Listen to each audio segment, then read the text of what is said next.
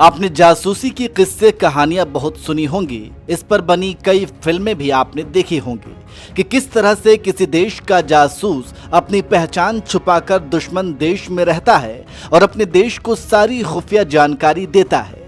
ऐसे ही एक इजरायली जासूस की दिलचस्प कहानी है जिसका नाम था एली कोहेन, जिसने दुश्मन देश के राष्ट्रपति से दोस्ती कर ली थी और सारी खुफिया जानकारी अपने देश इजराइल भेजा करता था। इजराइल की खुफिया एजेंसी मोसाद की पूरी दुनिया में पहचान बनाने में कोहेन की ही सबसे बड़ी भूमिका मानी जाती है। इजराइल को सीरिया के खिलाफ 1967 के युद्ध में मिली जीत का क्रेडिट भी कोहेन की जासूसी को ही दिया जाता है।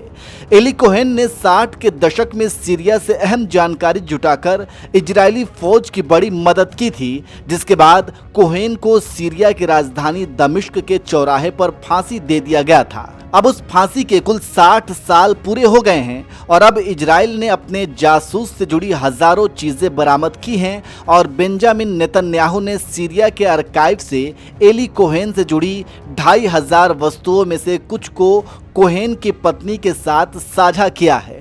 कुल मिलाकर एली कोहेन इजराइल के हीरो हैं और इस वीडियो में हम आपको जासूस एली कोहेन के बारे में ही बताने जा रहे हैं। हम आपको बताएंगे कि एली कोहेन इजराइल के हीरो कैसे बने, कोहेन सीरिया कैसे पहुंचे, सीरिया के सत्ता पलट में कोहेन का क्या हाथ था और कोहेन कैसे पकड़े गए। तो चलिए सबसे पहले आपको बताते हैं कि इजराइल के हीरो कैसे बने थे कोहेन। दरअसल एली कोहेन साल 1924 में मिस्र के अलेक्जेंड्रिया में एक सीरियाई यहूदी परिवार में पैदा हुए थे। 1949 में कोहेन का परिवार इजराइल में जाकर बस गया, लेकिन कोहेन कुछ समय तक मिस्र में रुककर अपनी पढ़ाई पूरी करते रहे। बाद में मोसाद से जुड़े और सीरिया के खिलाफ 1967 के युद्ध में उन्होंने इजराइल को ऐसी खुफिया जानकारी दी कि पूरे अरब जगत में मोसाद का दबदबा बन गया और इस तरह से वे इजराइल के हीरो बन गए। उनके ऊपर साल 2019 में द स्पाई नाम की सीरीज भी बनाई गई जो उनके जीवन से प्रेरित है। सीरिया कैसे पहुंचे कोहेन।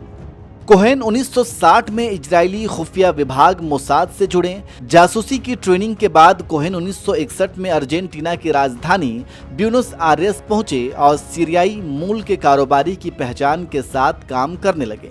उन्होंने अपना नया नाम कामिल अमीन थाबेत रखा और जल्द ही अर्जेंटीना में सीरियाई दूतावास के अफसरों तक पहुंच बना ली। उसके बाद 1962 में वे सीरिया की राजधानी दमिश्क पहुंचे और एक सीक्रेट एजेंट के तौर पर वह इजराइल के लिए काम करने लगे। सीरिया के सत्ता पलट में कोहेन का हाथ। साल 1963 सीरिया में सियासत के लिहाज से काफी अहम था। इसी साल यहां तख्ता पलट हुआ और अमीन अल हफीज यहां के राष्ट्रपति बने। हफीज उस वक्त अर्जेंटीना में रहे थे जब कोहेन वहां थे और उसी वक्त से दोनों में दोस्ती हो गई थी।